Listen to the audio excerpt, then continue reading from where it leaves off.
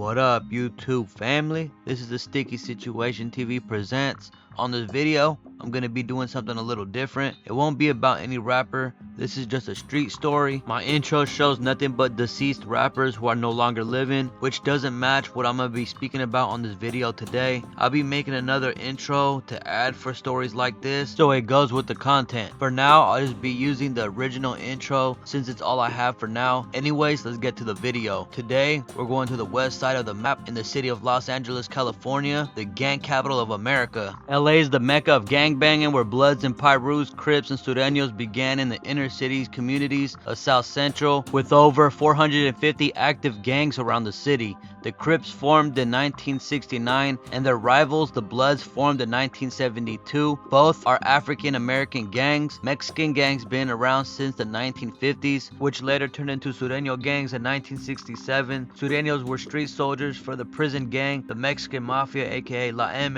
founded in 1957 at Dual Vocational Institution, a California youth authority facility in Northern California. The youth of the inner cities would suffer being born into gangs without much of a choice. Young misguided boys from the hood would get put on a gang for respect and protection. Some would just get put on to feel a part of something close to a family, but these choices would be self-destruction because of the gang wars in Los Angeles. With years of gang warfare, it is a never-ending cycle with these black and Latino communities in the city. Most gang members wouldn't see past 21 years old. The rivalry with gangs would flare up massively in the 1980s when crack hit the scene. Some say it was all planned out and set up by the CIA. The 90s reached an all-time high in homicides in the city of Los Angeles, most due to gang warfare. Fast forward to this new era we are in, so much has changed with these gangs due to loss of structure and leadership to the gangs. The youngsters stopped respecting the OGs, making their own rules in the gang. Without leadership, there's no structure, and without structure becomes the new age of gangbanging that we see today. But this story isn't just another video about gangs. This story is about a young man named Cameron Terrell, a privileged suburban white teenager from a rich family becoming fascinated and obsessed with gang culture. Born in a wealthy family, raised in a gated suburban community, but would later find his way to the gang-infested inner city of South Central Los Angeles. While having a wealthy support system to become anything in life, this privileged teenager became the black sheep of the family, changing his promising future after joining the rolling 90s Crip gang. But when stuck in a sticky situation after being involved in a gangland shooting, the rich suburban teenager separated himself from the gang back to the wealthy community he came from with the support of his parents. High-paid attorneys, and using his rich privileged mindset on a prejudiced legal system, he would be acquitted for his alleged role in a murder, while his two African American co-defendants sit in jail facing murder charges without no hope. Before we go any further in that story, let's back it up a bit. Cameron Terrell was born sometime in the year 2000. He was the only child to the parents of Deborah Terrell as his mother and Donald Terrell as his father. His mother is an interior designer and his father is a media executive, both being very wealthy. Cameron's father, Donald Terrell, is the president of the media consulting firm New and Approved Media in El Segundo, California, with more than 25 years of experience of working with big brands names like Nike, Acura, Honda, McDonald's, Fox News, and the California Lottery. Cameron Terrell was raised in Palos Verdes Estate, one of the wealthiest cities in the United States. Forbes called the city the 47th most expensive zip code in the United States. Property records show that the Terrell family lived in a 3,871 square foot house with a value of $1.8 million. Cameron lived a normal rich suburban kid's life, always going fishing, dirt biking, playing Scrabble, chess, fantasy football, and vacationing with his family. Cameron went to the Palos Verdes High School and always had high grades since a child. But around 2016, Cameron began to change and started to rebel against his parents. Like most bratty, rich, privileged kids, he began making new friends 20 miles from where he lived at a park called Jesse Owens Park, located in South Central Los Angeles, being exposed to a whole new world. This park is the stomping grounds of the rolling 90s neighborhood childhood Crip set, Cameron began spending a lot of time with his new friends, becoming really close with some of them and not returning home weeks at a time. Eventually, Cameron joined the Rollin' 90s Crip gang, something you would never see in the 70s, 80s, 90s, and the early 2000s. The Rollin' 90s Crips are from the west side of the South Central Los Angeles. Their hood goes from Van Ness Ave and Western Ave between Manchester Boulevard and Century Boulevard by Jesse Owens Park. The gang adopted the sport team Washington Nationals logo, which represent Western Ave. Cameron would later turn it up a notch by getting the W gang tattoo on his chest to represent the gang. Cameron would always let his friends from the gang borrow his bins to keep them happy and accept him. Cameron would shock the world in September 20th, 2017 when he would appear on a music video with fellow gang members called NH Anthem. Cameron would be seen in the music video with the blue rag, rapping along with the song. Been back,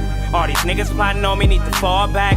From the 30s to the 100s, shit, we all strapped. Nitty nigga want war, yeah, all that. Cameron would start getting in trouble and being involved with crimes with the gang around the same time. The ongoing beef with the Rollin' 90s and their rival, the 8-Tray Gangsta Crips, was still going on since decades. After a while, everything would turn into a sticky situation. October 1st, 2017, Cameron and his friends, who were both juveniles, were driving around in their ops hood, the 8-Tray Gangsta Crips, by the intersection of West 78th Street and Western Ave. The two juveniles were both strapped, and at 11:26 a.m., Cameron and his two friends spotted a 21-year-old named Justin Holmes and two other men walking down 78th Street. Justin Holmes was approached by the two Rollin' 90s members and told them that he didn't gangbang. The two 90s members pulled out a gun, shooting Justin Holmes down. Both shooters ran back in Cameron's Benz and drove off. Justin Holmes was taken to the hospital where he was pronounced dead at 12:02 p.m. Justin Holmes wasn't even a documented gang member and even had a job. It is believed that he was just visiting his friends in the area on his day off. 6 days later, after the murder, Cameron went back to the scene of the murder and filmed his friends destroying the memorial of Justin Holmes by kicking the candles. While feeling comfortable, acting like if everything was good, everything would go all bad. 18-year-old Cameron and his two juvenile friends were all arrested October 12, 2017 on charges of premeditated murder of Justin Holmes and two attempted murder charges. Cameron was considered an adult since he was 18 years old, so he was placed in a jail while his two co-defendants were locked up in a juvenile center. October 19th, Cameron's parents paid his $500,000 bail and he was released from jail. Cameron was able to still attend his high school while parents had an issue with it. The parents were protesting against Cameron being able still attending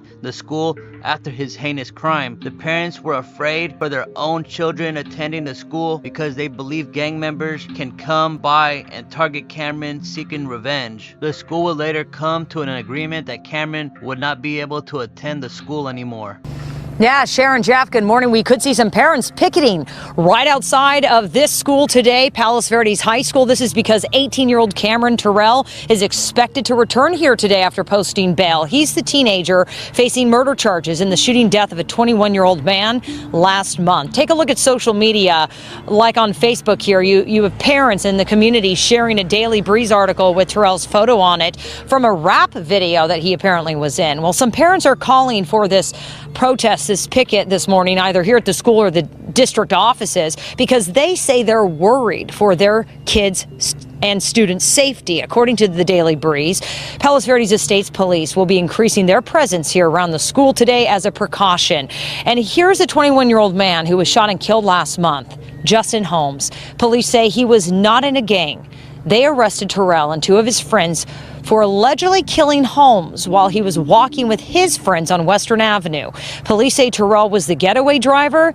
The Daily Breeze reports that Terrell comes from a very affluent family here in Palos Verdes who joined up with a gang. When trial started, Cameron's parents got him a great lawyer, Javon Blacknell, to defend him. October 29, 2017, Cameron would plead non-guilty for all the charges that he was facing. A detective even testified against Cameron for being the getaway driver for the shooters, but Cameron would argue that he didn't know that his co-defendants would kill Justin Holmes that day. He also said that he thought they were just gonna tag up walls. Cameron also said that he didn't know that his co-defendants had guns in the vehicle at the time. The attorney called witnesses to testify for Cameron's character during the trial. All of them said they didn't think he could commit murder on another human being. His attorney also argued that Cameron should be commended for making friends with kids from diverse backgrounds. Cameron Cameron denied being a gang member. Instead, he said he was just fascinated by gang culture from listening to music and watching movies. He also said that he was just trying to study the gang culture by reading books on the history. He even said with his W tattoo on his chest wasn't a gang tattoo, but instead a tattoo he got because the NBA player Kevin Durant has the same tattoo. After the trial 10 days later, juries came with a verdict finding Cameron not guilty for any charges. He was acquitted for all charges, and as for the two co-defendants, it wasn't looking good for them. They were still stuck in a sticky situation, awaiting for a court date. The family of these young teenager suspects were not happy with the outcome of the situation, saying it was unfair after seeing how easy it was for Cameron to be acquitted of all charges. First of all, my son going through hell, in the juvenile system.